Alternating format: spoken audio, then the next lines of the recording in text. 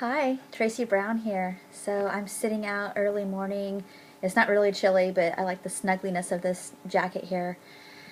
And I just felt really called this morning to talk about the two words that came up when I thought about what I might talk about is hope and health. And so I know this time of year with all the holiday stuff around, it might be exciting and overwhelming to both our exciting in a good way and overwhelming of all the pressures we put on ourselves to achieve things, do things, buy things, whatever, or be a certain version of yourself that you might think others might need to feel more comfortable. Um, so we'll talk about that, and I want you to have some hope that if that's the place you feel like you're in and that's been your story, the awesome thing is that I know you're here for healing and help and hope.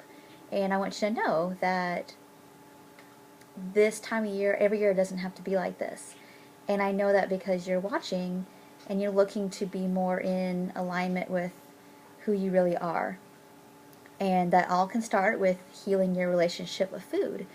So that means, for example, going to these holiday meals with a really firm sense of, what is it I want to feel and how do I want to go to this meal, and getting really, really clear on that will have already changed the story going on into your future. You've already changed the next holiday and the one after that and the one after that, because this process about healing your relationship with food is always about going to the next level. Always. There's not really an ending point or a finish line. There's just continued unfolding and evolution, really, which is exciting. And also know that there's nothing you can do about that. There's nothing you can do to stop that. I guess you could. I guess you could say, you know what, I'm done. I'm going to forget everything I know about the potential for healing my relationship with food and being an intuitive eater. And even beyond that, like allowing and receiving myself to be who I really am, which is free and love and lovable. So so some of you might be listening to this and feel like there's so much pressure to be and do and spend and have, and I would just say you don't have to do that. You can decide how it is you want these holidays to be for yourself with food and with your experiences. And so I've talked a lot about in many blog posts, and definitely in my holiday guide that's for sale still until Christmas Day, how to deal with food pushers and just uncomfortable circumstances around people talking about food and body talk. I know I've already experienced a little bit of that, not too much. Again, I'm really lucky to be around people that actually either know where I really stand or, have fairly decent relationships with their own body and food. So if they're having some angst, they kind of keep it to themselves, which I don't necessarily think that you have to do that, but just know you can be supported. But that may not be everybody's thing they want to talk about, so that's fine. But anyway, and there may be some of you listening to this that feel like, oh, dude, I just can't stand the holidays for so many reasons. You don't feel close to your family or friends, or you've had some losses at this time of year that have, kind of left some holes in your heart, and lots of memories that are bittersweet. So you have some love and compassion for yourself with that as well, and know that if we allow ourselves to be with what is, we're more likely to continue our healing with that versus make the chasm wider, separating ourselves from who we are and how we feel. So if you're feeling just grief, be with that. You don't have to pretend. You don't have to make it as if something's wrong and you should be feeling something different than you are. There's a difference between riding the wave of emotion versus wallowing in things or feeling victim-y, even though you might need to actually embrace your inner victim to embrace the power that's underneath that.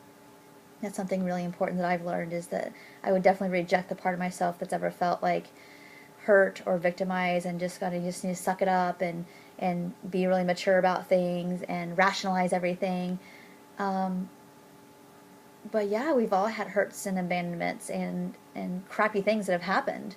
And we still kind of can reenact that as adults and forget that those aren't those times and we aren't that little part of ourselves. And sometimes it's our older selves that maybe it was last year and something crappy happened or somebody passed and we're still, another wave of reverberation of that sadness or anger or grief is coming up. And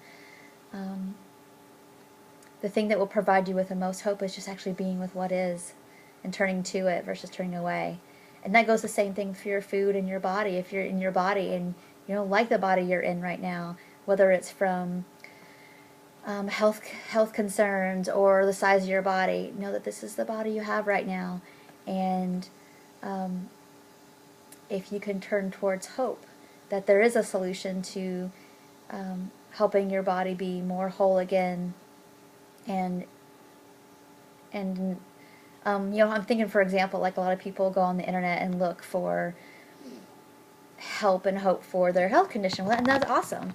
But I also recognize that like people can easily get overwhelmed by Google searches and look for and find the negative stuff for sure. I mean, that's all going to be on there. And what I would suggest is if you're feeling like hopeless and negative, stop what you're doing.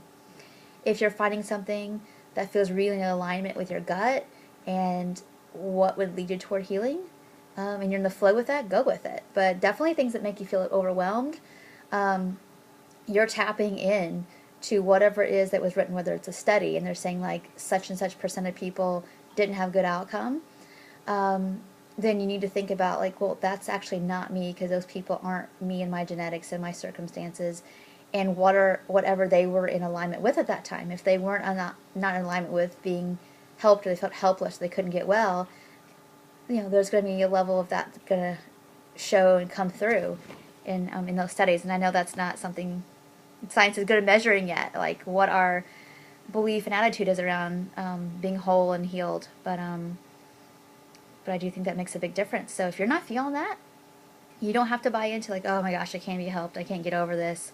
There's all kinds of ways in which we get better. And the other part around like our body size is like, you don't have to love the body size you have or you're in right now, but you can have hope that that can improve, meaning you can get to the place where you have peace with your body again. But you're not expected to love it right now, but we can also just work on peacefulness and acceptance right now.